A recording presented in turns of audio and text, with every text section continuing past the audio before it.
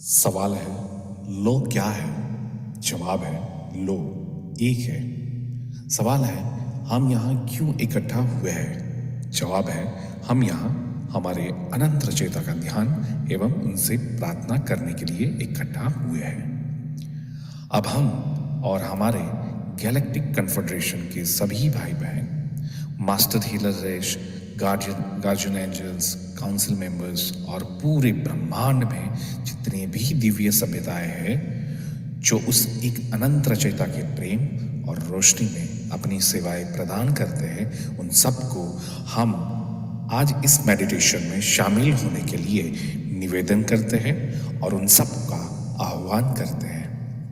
आज हम सब मिलकर जितने भी लोग आज मेडिटेशन कर रहे हैं उनको, उनके परिवार को और सभी सदस्यों को और वो सभी परिजनों को जिन्हें वो प्रोटेक्ट करना चाहते हैं, उन सबको हम अनंत रचयिता के प्रेम और रोशनी से शुद्ध करते हैं और वो सभी लोगों के आसपास और उनके घरों के आसपास उस अनंत रचयिता के प्रेम और रोशनी का एक बहुत बड़ा सुरक्षा घेरा बनाते हैं, जिसमें किसी भी प्रकार के विचार या व्यक्ति जो सिर्फ खुद की सेवा में कार्यरत हो, उन सभी व्यक्ति या विचारों को इस घेरे में आने से बिल्कुल प्रतिबंधित करते हैं, क्योंकि लो एक है।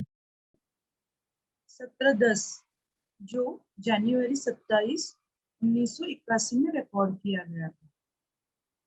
तो ये किताब में दी गई जानकारी है, आप जान भी सकते हैं, मान भी सकते हैं, नजरअंदाज भी कर सकते हैं या सिरे से खारिज भी कर सकते हैं, क्योंकि वो आपकी स्वतंत्र इच्छा यानी फ्री विल पे आधारित है, जो हम सबको अनंत रचयिता के द्वारा प्रदान की गई है। तो जैसे कि पिछले सत्र में कुछ प्रजातियों या ग्रह का कैसे विनाश हुआ उसके बारे में थोड़ी सी जानकारी दी गई थी। तो उससे आगे बढ़ाते हुए डॉन प्रश्न पूछते हैं कि मैं ये जानना चाहता हूँ कि जब मेडलक से ये आत्माओं को स्थानांतरित किया जा रहा था, उस प्रक्रिया को एक के कानून द्वारा कैसे संचालित किया जा रहा था और ये क्यों जरूरी था। मेडलक में ऐसा क्या हुआ था या वहां के लोगों के साथ क्या हुआ था जिस कारण उन्होंने अपना ग्रह ही खो दिया। कितने वर्ष पहले ये सब हुआ था। तो उसके जवाब में रा बोलते हैं कि मेडलक के लोग कुछ कुछ आपके यहाँ के एटलांटिक सभ्यता की तरह थे।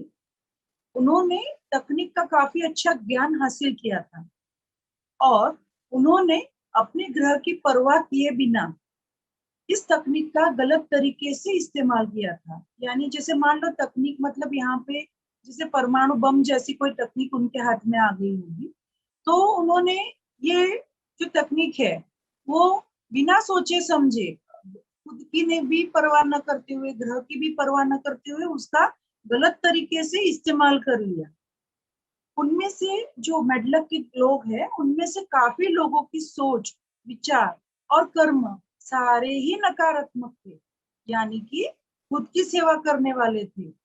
यानी वो लोगों के दिमाग में यह था कि भाई हमारा जो हम जो चाहते हैं वो बस हो जाए, बाकी किसी का जो होना है वो हो जाए। तो वो स्वयं की सेवा करने वाले ही लोग थे, पर उन्हें ये गलतफहमी थी कि वो दूसरों की सेवा कर रहे थे।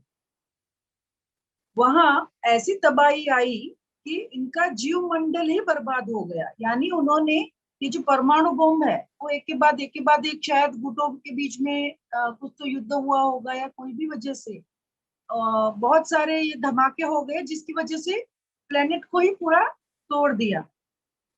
वहां के लोगों ने आपस में भयानक युद्ध करके उसे फाड़ ही दिया। जैसे इतने सारे अगर एक के बाद एक के बाद एक अगर कुछ ऐसे धमाके होते जाएंगे तो ये ग्रह का फट जाना स्वाभाविक ही है। तो ये जो ग्रह है जो उड़ा दिया गया उनके ही द्वारा, तो उससे हमारे सौर मंडल में एक बेल्ट बनी जिसे एस्ट्रॉइड बेल्ट भी कहा जाता है। तो ये जो तकनीक है उसका इस्तेमाल उन्होंने तकरीबन 7 लाख 5 हजार वर्ष पहले किया था। तो अगर 7,05,000 वर्ष पहले ये तकनीक का यूज किया था, मतलब कि उनके ग्रह पे जो जीवन चक्र है वो उससे पहले ही शुरू हो चुका होगा, क्योंकि वहां पर पहली घनत्वता की जीवन रूप बहुत पहले से शुरू हो गई थी। अभी पहली घनत्वता यानी वहां पे हवा, पानी, मिट्टी, आग, ये सारी जो है वो पहली घनत्वता में रहते हैं। वो बहुत उससे भी बहुत पहले शुरू हो गई होगी। उसके बाद उनकी पूरी जो सभ्यता है वो विकसित हुई, और उसके बाद वो टेक्निक आ गई जिसके वजह से या उसके गलत इस्तेमाल की वजह से उन्होंने अपने खुद के ही ग्रह को तहस नहस कर दिया। इस घटना के बाद या इस घटना की वजह से वहां के लोगों को इतना आघात पहुंचा कि पूरे के पूरे समूह के अंदर ही डर की गांठ लग गई। कई साल ऐसे ही गुजर गए, हम में से कोई भी उनके करीब नहीं जा पाया। ये राह बोल रहे हैं कि हम में से कोई भी उनके करीब नहीं जा पाया, क्योंकि उनके आत्मा के अंदर गांठ लग गई थी। जैसे एक के बाद एक इतने सारे अगर धमाके हो गए और पूरी तबाही जिसने देखी, पूरा ग्रह जो फट गया, तो उसके बाद उनकी आत्मा के अंदर जाके गांठ लगे, डर की गांठ लग गई थी कि कोई भी उनके पास जाता, यानी कोई हम भी उनके पास जाते थे तो वो लोग डर जाते थे। यानी प्यार से भी, जैसे कोई आदमी डरा हुआ है, कोई भयानक कुछ देख लिया है, तो कोई अगर प्यार से भी पूछने जाए तो उनको ऐसा लगता है कि शायद कुछ क्या क्यों आया है। कोई भी उनकी सहायता इस वजह से नहीं कर पाया।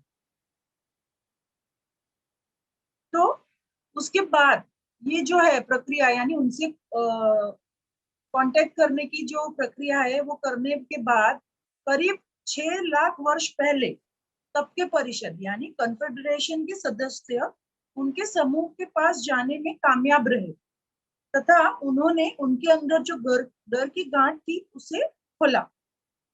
सभी लोगों को याद आया कि उनमें चेतना है, यानी कि वो है। यानी सोच लीजिए कितना बड़ा आघात है जब कोई किसी की मृत्यु होती है, यानी आत्मा जब बाहर निकलती है तब उसको कम से कम अपनी चेतना का एहसास होता है। पर यहाँ पे जो डर की गांठ थी, इसकी वजह से जो मेडलक के लोगों थे उनको ये भी चेतना नहीं रही थी कि वो है।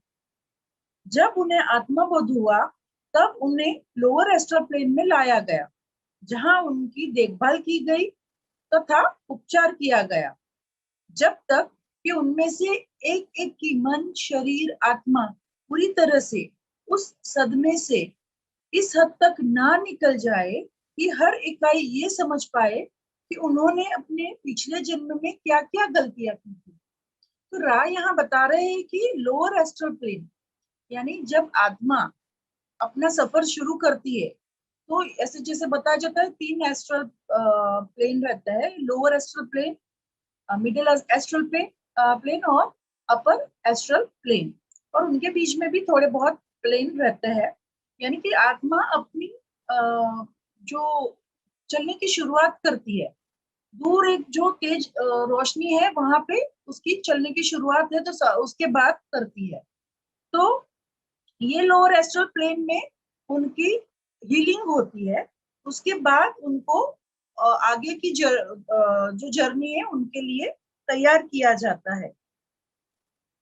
तो जब वो वहां से जर्नी चलते चलते तैयार होता है तो उसके बाद वो उस रोशनी की तरफ चलता है कि जब तक वो और आगे जाएगा जब तक वो तीखी न हो जाए, और जब वो तीखी या तेज रोशनी आ जाए तब वो रुक जाता है।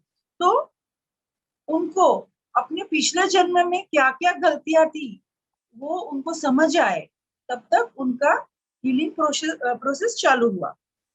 जब उन्होंने अपना अनुभव ले लिया और अपने सारे जरूरी सबक को सीख लिया, तब पूरे समूह ने तय किया अपने गलतियों का पश्चाताप करेंगे। इस उद्देश्य से इस उद्देश्य के लिए उन्होंने आपके ग्रह में जन्म लेने का फैसला किया, परंतु मानव रूप को स्वीकार नहीं किया। अभी जब उन्होंने ये फैसला लिया तब शायद हमारी पृथ्वी जो थी वहां पे मानव रूप का अस्तित्व ही नहीं था। तो फिर जो स्वरूप उपलब्ध थे या जो भी बॉडी उपलब्ध थी, उन्होंने वही बॉडी में अवतरण करना स्वीकार किया, परंतु मनुष्य की रूप को स्वीकार नहीं किया। इस अनुभव को वो तब तक नहीं करना चाहते थे जब तक कि वो अपने सारे बुरे कर्म जो उन्होंने विनाश किया था उसे भूलकर दूसरों की सेवा करना ना सीख जाए, यानी कि प्यार करना ना सीख जाए। क्योंकि अगर मनुष्य रूप ले लिया, जैसे वही टेक्निक का ज्ञान आ गया, तो शायद वो वही गलतियां कर सकते हैं जो उन्होंने पिछले जन्म में की थी। और वो तब तक वो मनुष्य रूप नहीं लेना चाहते जब तक वो प्यार करना न सीख जाए। जैसे कि सबके कर्म ऐसे ना हो जाए तो उसको मानव रूप कैसे मिलेगा, यानी प्यार करना न सीखे तब तक मानव रूप कैसे मिलेगा। कि अगर हाँ, तो उन्होंने अपना अनुभव जब उन्होंने अनुभव ले लिया और दूसरों की सेवा करना न सीख जाए तब तक पृथ्वी पे जो बॉडी थी उसमें ही आना उन्होंने सीख लिया।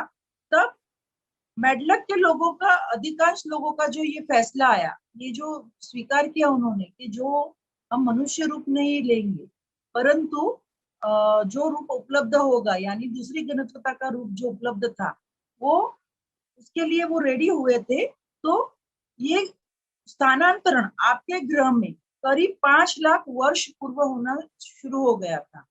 और उस समय में जो भी शरीर उपलब्ध था उसका इस्तेमाल किया गया। तो यानी जैसे हमने बताया कि, यानी देखा कि रानी रानी जो बताया कि 7,05,000 वर्ष पूर्व मेडलक पूरा ग्रह ही बर्बाद हो गया। उसके बाद कोई उनका कांटेक्ट ही नहीं कर पाया, तकरीबन मान लो 1,05,000 वर्ष तक उनका कोई कांटेक्ट ही नहीं कर पाया। फिर कन्फेडरेशन द्वारा उनको सहायता दी गई, हीलिंग दी गई और वो आगे की सफर के लिए तैयार हो गए। तो 5 लाख वर्ष पूर्व ये स्थानांतरण शुरू हो गया। उस समय जो शरीर, तो डॉन पूछते हैं, उस समय जो शरीर उपलब्ध था क्या वो वानर प्रजाति के थे? तो राज जवाब देते हैं, हाँ ये सही है।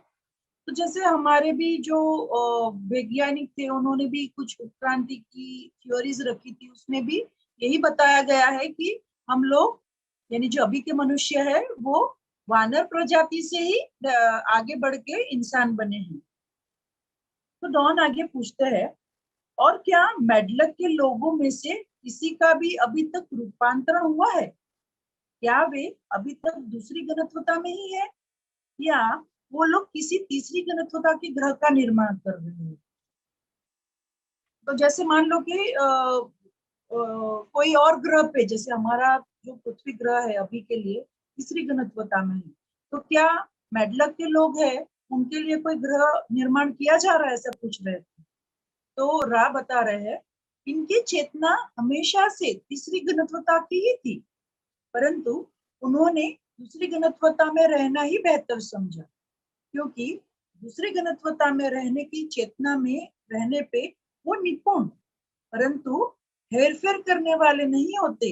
यानी उन्होंने तीसरी घनत्वता वाला ग्रह होने के बावजूद, यानी उनकी जो चेतना थी वो तीसरी घनत्वता की थी, परंतु उन्होंने दूसरी घनत्वता में जाना इसीलिए स्वीकार किया कि वो निपुण होंगे और हेरफेर करने वाले नहीं रहेंगे।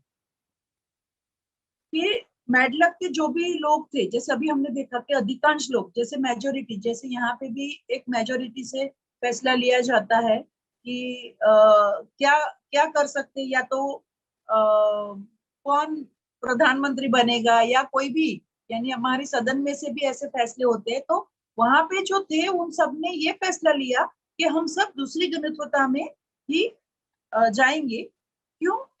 क्योंकि और एक तरह से तो वो निपुण भी हो जाएंगे, क्योंकि तीसरी घनत्वता से दूसरी घनत्वता, यानी थर्ड स्टैंडर्ड से सेकंड स्टैंडर्ड में आ गए, उस तरह के अगर लोग होंगे तो वो सही से दूसरी घनत्वता में तो जो भी क्रिया रहेगी उसके लिए तो वो निपुण रहेंगे ही। और थर्ड घनत्वता के जैसे काम भी ना करे, जैसे कि उन्होंने टेक्नोलॉजी का सहारा लेके अपना पूरा ग्रह ही उड़ा दिया था, वैसी गलती न करे, यानी हेरफेर करने वाले न रहे। दूसरी घनत्वता में ही रह के वो प्यार का तरीका सीख रहे थे। जैसे कि बंदर है, वो जैसे बोल रहे हैं ना वानर प्रजाति में है, तो वानर प्रजाति में भी दूसरी घनत्वता में होने के बावजूद भी उसमें जो बंदर रहते हैं, उसकी जो माँ रहती है अपने बच्चे को प्रेम करती है, या पिता जो है अपने बच्चे को प्रेम करता है, ये सारा प्यार सीखना वहां से शुरू होता है।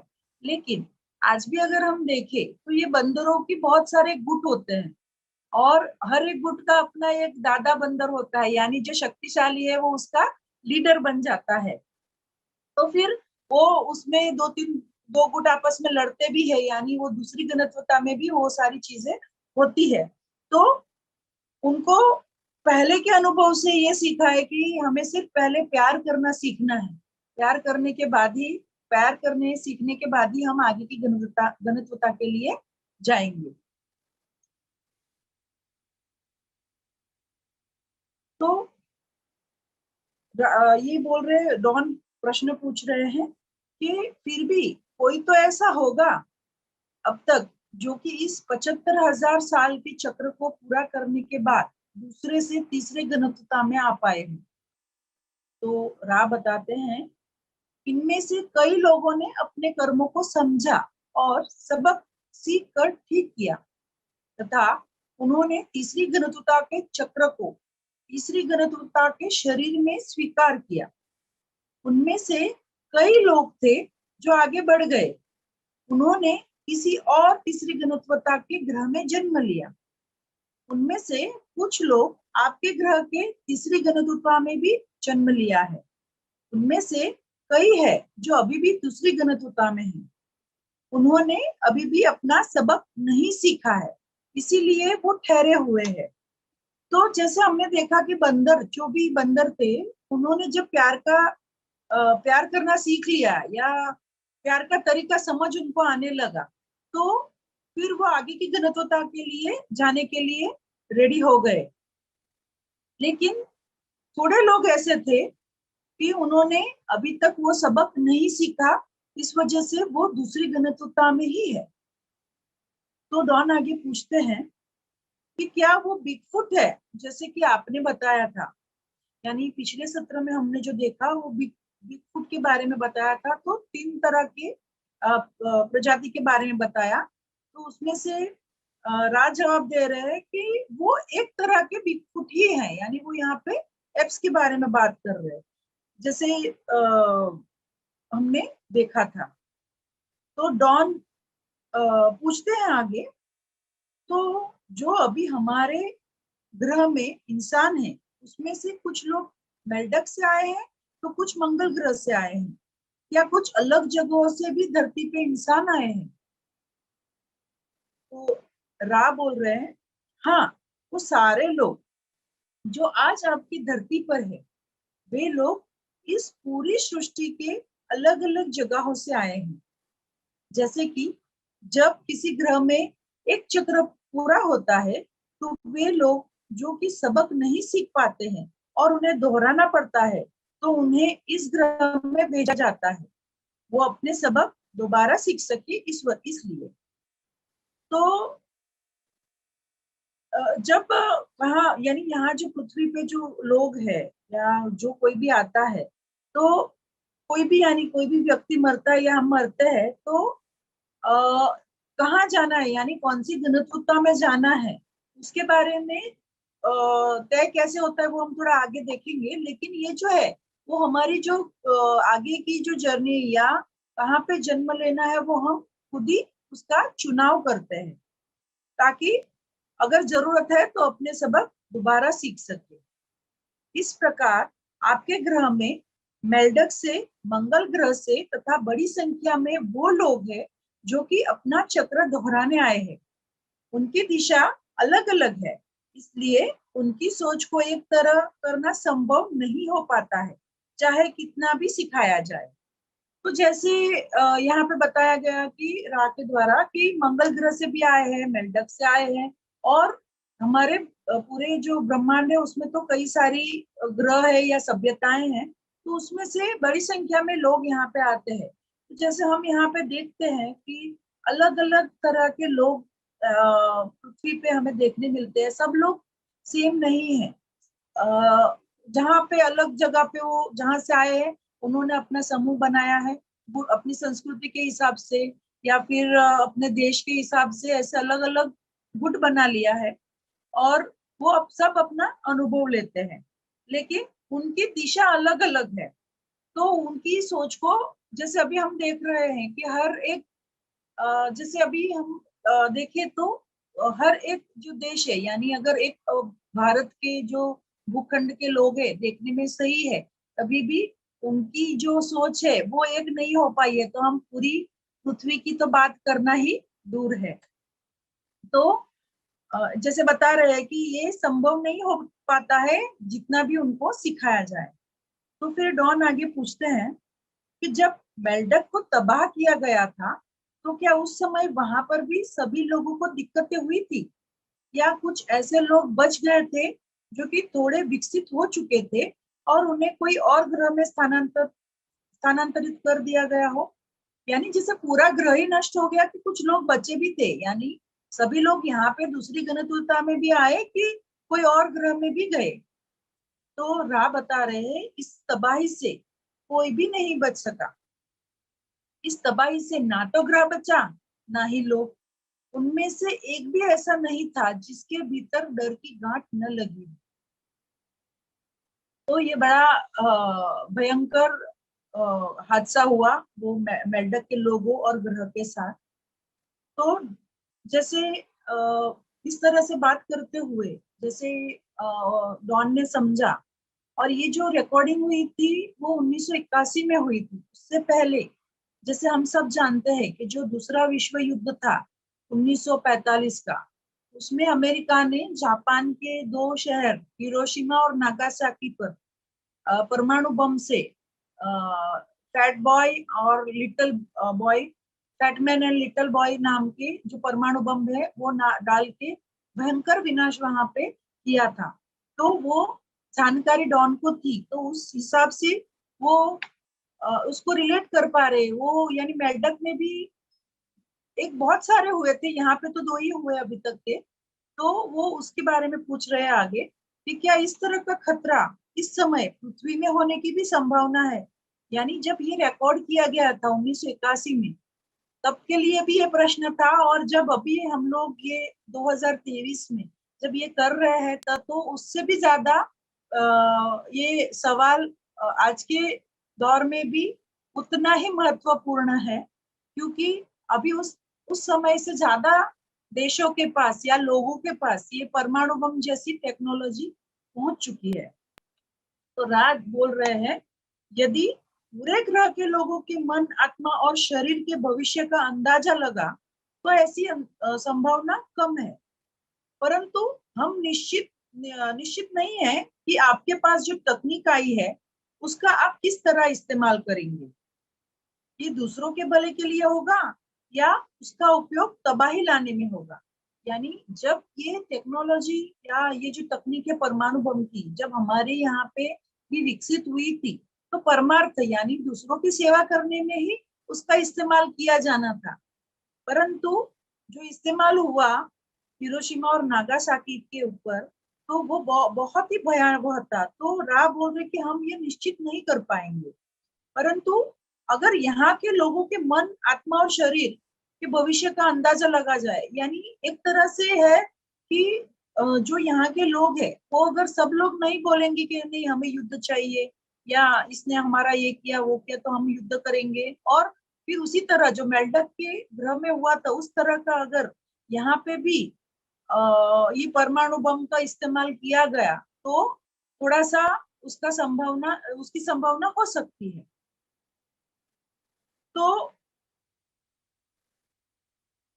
तो ये रा आगे बोलते हैं कि हमारी समझ से आपकी धरती के लोगों का मन तथा आत्मा को दिशा देने की जरूरत है, ना कि इन खिलौनों को ही तोड़ दिया जाए।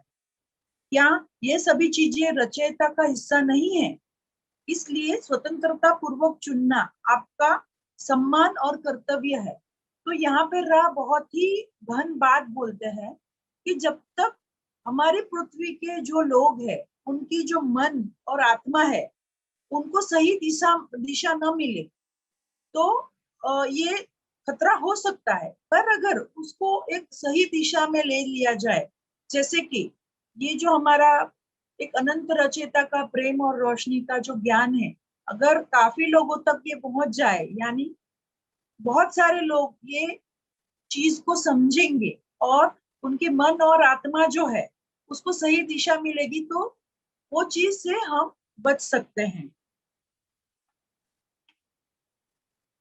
तो डॉन आगे क्वेश्चन पूछते हैं, जब कोई आगे की घनत्व में जाने के लिए तैयार हो जाते हैं तथा वो चक्र के अंत में एक ग्रह से दूसरे ग्रह में जाते हैं, तो उसके क्या कारण होते हैं कि वो एक से दूसरे ग्रह जाते हैं? तो राह बताते हैं कि रचयिता की योजना का प्रथम चरण है हमारे मन, शरीर और आत्मा की संपूर्ण अस्तित्व, यानी कि हमारा हायर सेल्फ द्वारा हमारे मन, शरीर, आत्मा को प्रेम और प्रकाश में रखना। यानी मरने के बाद जो हमारा हायर सेल्फ होता है वो हमें मार्गदर्शन देता है तथा हमें रचयिता के प्रेम और प्रकाश में लेके जाता है। तो ये हायर सेल्फ की बात की है राह ने, तो ये हायर सेल्फ क्या है? तो हायर सेल्फ एक तरह से बोले तो ये आपका प्रतिबिंब है, या फिर आपकी कॉपी होती है, या फिर जैसे हमारी आम भाषा में बोला जाता है अंतरात्मा। काफी बार बोलते हैं ना हम, अंतरात्मा की आवाज सुनाई देती है। तो जिसका काम ही हमें मार्गदर्शन देना होता है। ये जो हायर सेल्फ होती है वो हमसे बहुत आगे की घनत्वता के होते हैं, और वो मार्गदर्शन तभी ही करते हैं जब हम उनसे मांगे। यानी यहाँ पे भी जो आपकी फ्री विल है, यानी स्वतंत्र इच्छा है, उसका भी पालन किया जाता है, भले ही वो आपकी खुद की ही हायर सेल्फ क्यों ना हो।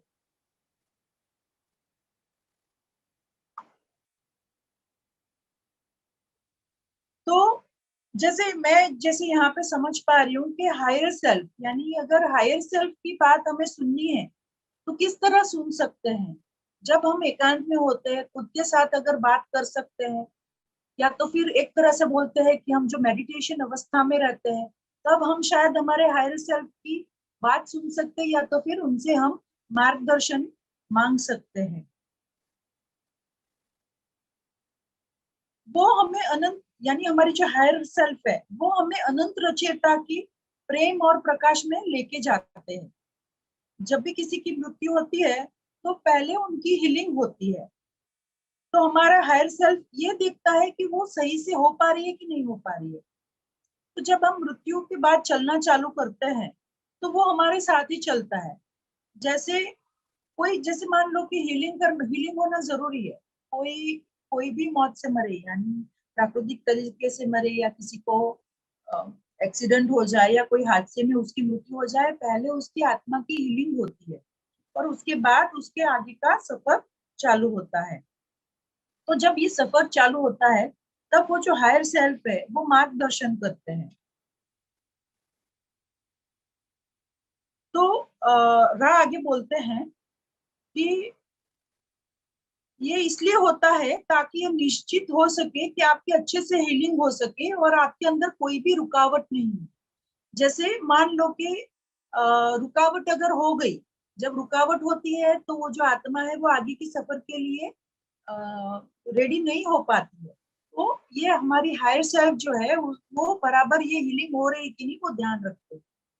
इसे ठीक होने में हर व्यक्ति को अलग अलग समय लगता है, यानी हीलिंग के लिए हर व्यक्ति को अलग अलग समय लगा। जैसे मेल्डक के लोगों को तो 1 लाख वर्ष का समय लग गया। ये होने के बाद आपके पिछले सारे चक्रों के अनुभव भूलकर छन जाते हैं, बच जाता है तो सिर्फ शुद्ध अनुभव। इस शुद्ध अनुभव के आधार पर ही हमारा हायर सेल्फ ये तय करता है कि हमारे लिए किस तरह का वातावरण सही रहेगा। हम ये चक्र पुनः दोहराएंगे या आगे के चक्र में बढ़ जाएंगे। तो ये जो है शुद्ध अनुभव क्या होता है? तो जैसे मान लीजिए कि हमने अभी देखा था कि 75,000 साल के बाद की बात थी, तो उसमें 25,000 के 3 चक्र रहते हैं। तो अभी उसमें ऐसा होता है कि कोई कोई लोग हैं तो पहले चक्र में से ही आगे निकल जाते हैं, कोई ऐसे है कि दूसरे में आगे निकल जाते हैं, कोई ऐसे होते हैं तीसरे में आगे निकल जाते हैं। लेकिन कोई कोई ऐसे भी रहते हैं कि जो तीनों चक्र होने के बाद भी आगे नहीं निकल पाते हैं। तो उस समय क्या होता है, तो ये जो हमने अनुभव लिया, अभी ये अनुभव यानी शुद्ध अनुभव यानी क्या?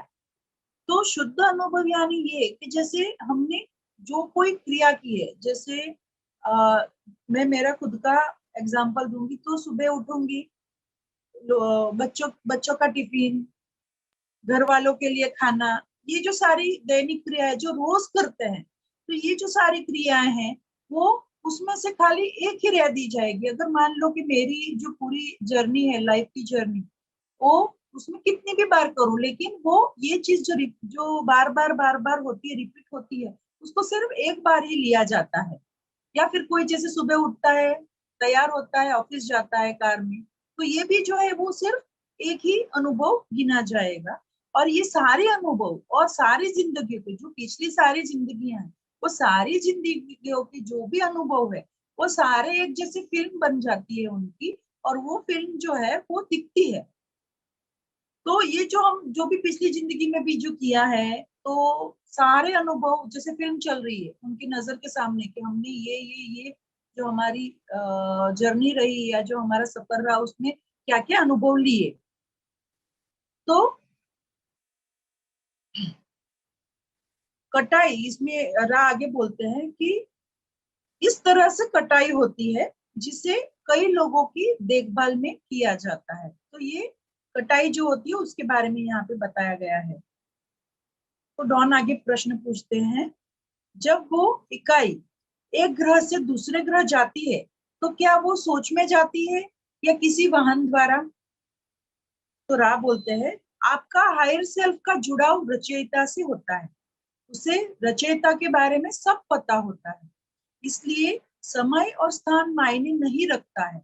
बस वही सोच महत्वपूर्ण होती है कि इस अनंत ब्रह्मांड में से उसे हम इस अनंत ब्रह्मांड में से हमें कहाँ रखना है।